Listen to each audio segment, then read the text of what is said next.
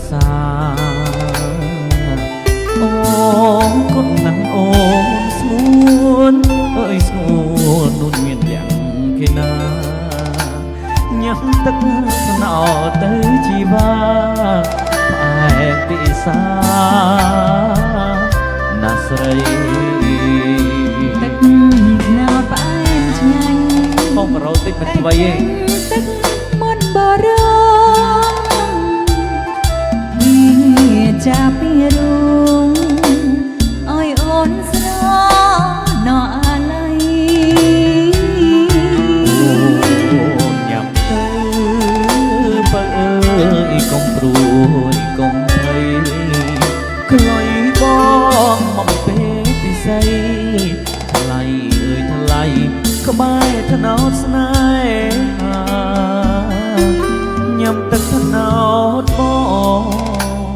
ស្នេហ៍ស្នោញ៉ាំមួយជីវិតថ្ងៃក្រោយក្បត់ចិត្តបងទឹកជាខ្សែសង្ខាបើអូនគ្មានបងនឹងពេលល្អក៏សូមអូនជន់នេះថ្នោតអើយសូមជួយកត់ត្រាខ្ញុំមរណាក្បែរ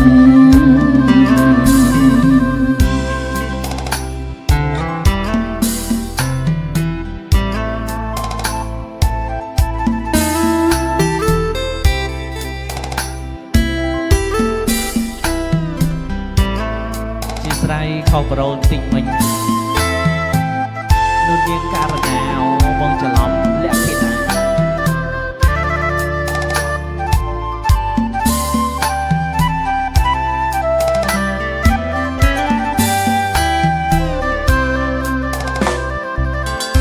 ទឹកថ្នោតផ្អែមឆ្ងាញ់តែចាញ់ទឹកមុនបរមមែនវាចាប់ពីរូងអើយអូនស្រងណោអាឡ័យអូ